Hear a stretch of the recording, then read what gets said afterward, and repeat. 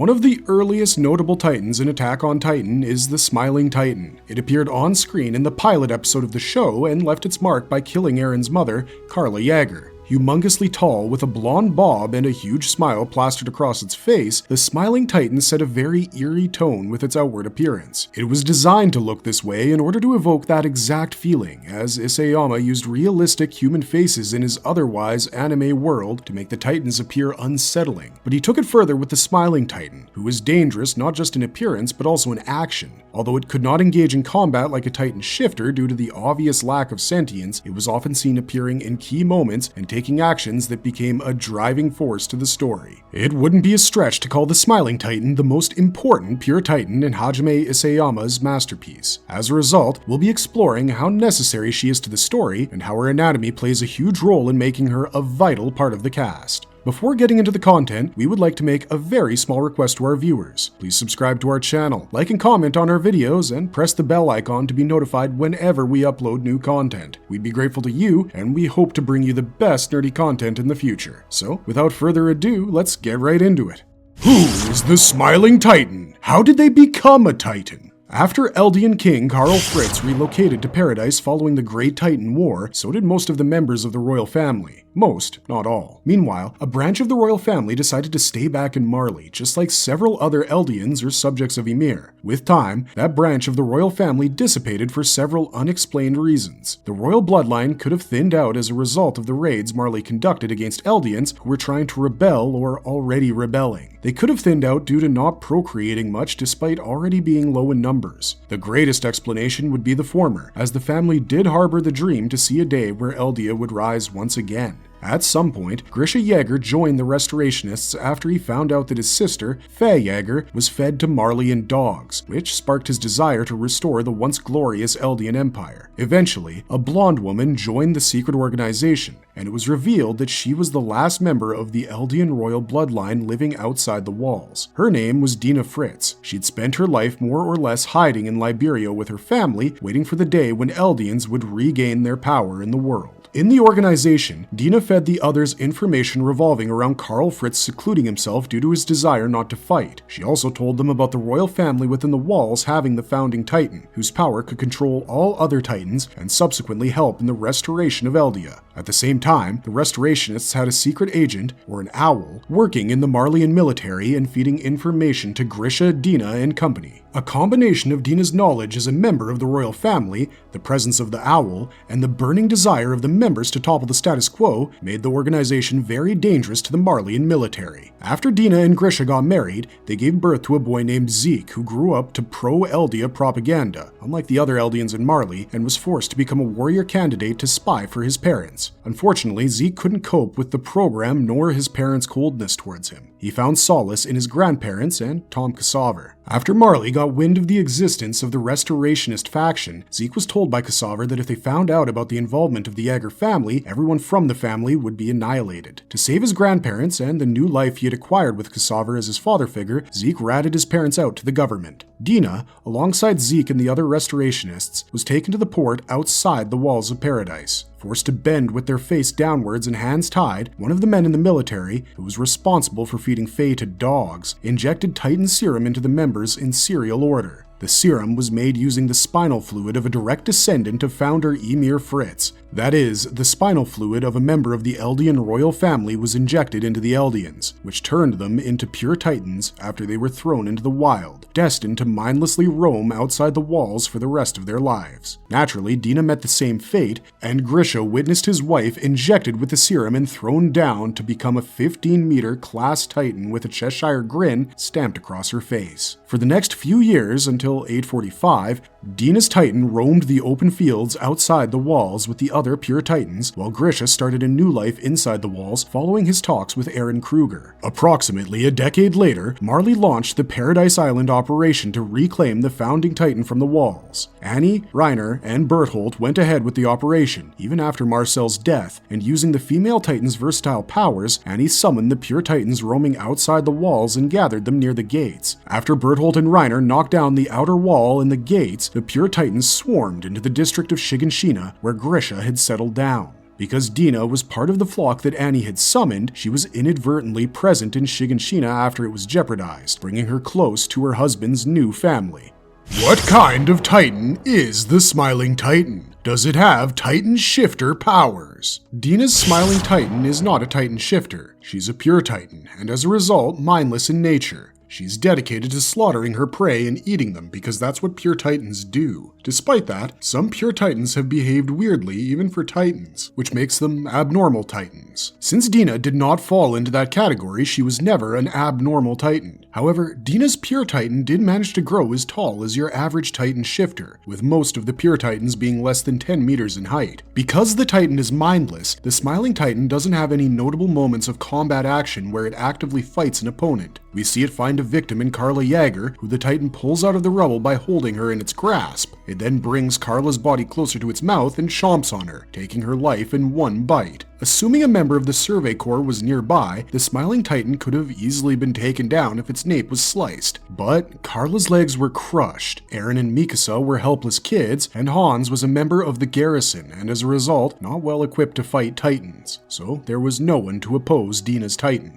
All in all, this made Carla's death seemingly pointless beyond becoming a motivating factor for Eren, because there were no particular reasons for the Titan killing Carla. Eren's mother died only because she was in the line of fire for a mindless, slaughtering monster who did not even pick its prey. It would be a different case if Titans enjoyed eating humans or ate humans for sustenance, but Titans did not have reproductive or excretory organs. They would eat just for the sake of it and then regurgitate it all back out. The unnecessary nature of Carla's death helped show how helpless humans were against their apex predators and made us side with Eren, who aimed to kill every single Titan after watching his mother die for no reason. In reality, pure Titans slaughter humans due to the unconscious desire to accidentally consume a Titan shifter and use its powers to become human once again. However, the characters obviously didn't have access to any of that information this early in the story.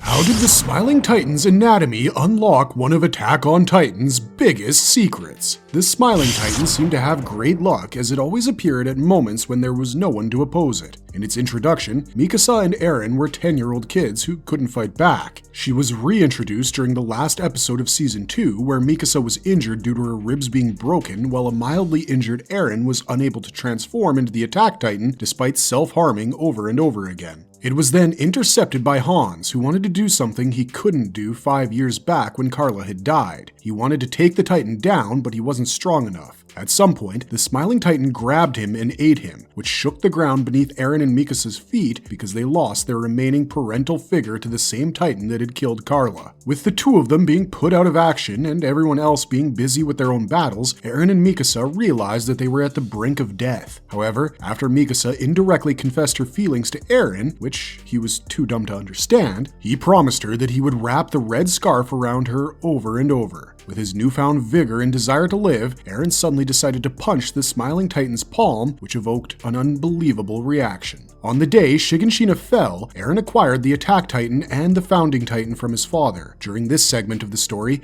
Eren was oblivious to him having not one but two Titans within him. Meanwhile, Reiner and Bertholdt were on the lookout for the Coordinate, since their goal was to reclaim the Founding Titan. The term Coordinate refers to the power of the Founding Titan, as its wielder has access to the powers of Founder Ymir, whom most of the modern-day Eldians have descended from. Because the Founder is stuck in a separate realm known as the Paths, she is the Coordinate, while all of her descendants branch out from that Coordinate, giving her access to control them. This power can be used by the wielder of the Founding Titan, provided the wielder is a member of the Eldian royal family and, as a result, a direct descendant of Ymir Fritz. However, Karl Fritz's vow of peace managed to prevent the members of the royal family from using Ymir's powers, and instead, they fell to Karl Fritz's pacifist ideologies. At the same time, no non-royal wielder of the Founding Titan, such as Eren, could access its powers due to them not being Ymir's direct descendant. This created a situation where no one could acquire the Founder's powers. However, Eren coming into physical contact with Dena gave him, that is, the non-Fritz Eldian with the Founding Titan, access to a little bit of the Founder's abilities since Dena was a Titan of royal blood. In a split second,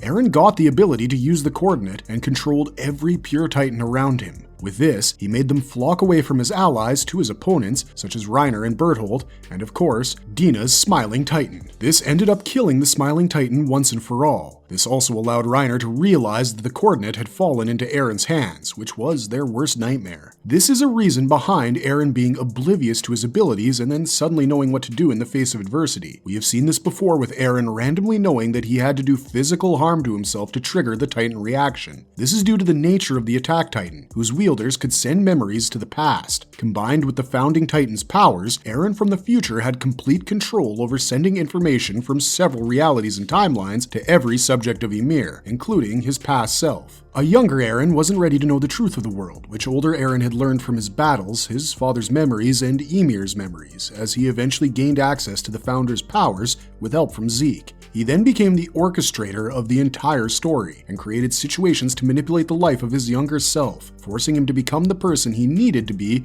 to cause the rumbling, as it was the only way the power of the Titans could stop existing. This is why the Smiling Titan appeared outside the Jaeger household and killed Karla in 845. The Titan was originally heading to eat Berthold, but future Eren knew that it was not the former's time to die, so he directed Dena to move away from Berthold, which led to her appearing at the Jaeger house and eating Karla. Watching Karla's death was necessary for Eren, as he needed to witness an incident that would radicalize him. And although Eren was always in tune with the violence and the extremism, it never got ridiculously vengeful until after he watched his mother killed for no reason. This also made the Smiling Titan's reappearance all the more menacing, which only got aggravated with it killing Hans. On the verge of death, the Eren from the future sent information to Eren from Season 2, letting him unconsciously know he had to touch Dena and then control the Pure Titans. However, Eren never retained those memories and for the longest time couldn't comprehend how he was able to use such a power. Why did Dena Fritz not turn into an abnormal Titan like Rod Reyes? Rod Reyes, who is Historia's father, never intended to turn into a Titan. He wanted to use Titan serum to turn Historia into a pure Titan and then feed Eren to her, which would return the Founding Titan back to the Eldian royal family. Similarly, Dena never wished to become a pure Titan or to eat a Titan shifter. However, the way in which both members of the royal family became Titans was starkly different. Dena became a Titan in the traditional way, as the spinal fluid of a member of the Eldian royal family was injected into her spine, which turned her into a Titan. Every other subject of Ymir could be turned into pure Titans like that, except the Ackermans. Rod Reyes, however, licked the Titan serum off the floor because that was his last option, with Historia not taking his bait and the vial with the serum breaking. He was also flipped over by Historia and, as a result, injured. His face was on the ground and his back to the ceiling of the chapel when he licked the fluid, which contributed to him becoming an abnormal Titan. Due to his posture, Rod's pure Titan also faced downwards, with the frontal half of his Titan body not developing and instead being a view of exposed internal organs. His not having the serum injected properly also prevented proper distribution across the body, which made his Titan abnormal. The only thing in common would be both Titans being larger than the average Titan shifter. For Dena, the greater height was just a few meters. For Rod, he was twice as tall as the Colossal Titan. It is possible that being of royal blood is what allowed both of them to be taller pure Titans. We do see a lot of Titans that look deformed with huge heads and tiny limbs or weird postures and movement patterns. These Titans were made in the Paths realm by founder Ymir, and since it was a grueling process,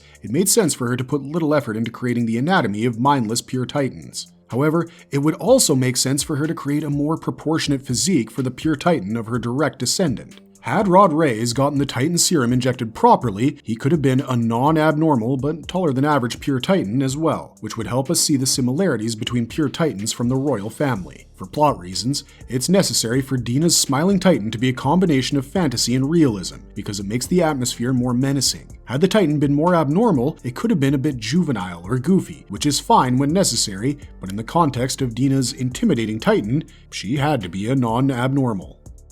Marvelous verdict. Founder Ymir's descendants being able to turn into monstrous creatures and the founder having complete control over them is what makes the topic of anatomy so important when speaking about Attack on Titan. So much so that the anatomy not only plays a role in the action, but more so in advancing the storyline. For a Titan with as little screen time as the Smiling Titan, it's its anatomy as a pure Titan born from a human with royal blood that allows it to become such a monumental piece of the show. And with that, today's video comes to an end. Did you enjoy it? If so, then don't forget to like and comment down below. Until next time, thanks for watching, stay safe out there, and have a marvelous day.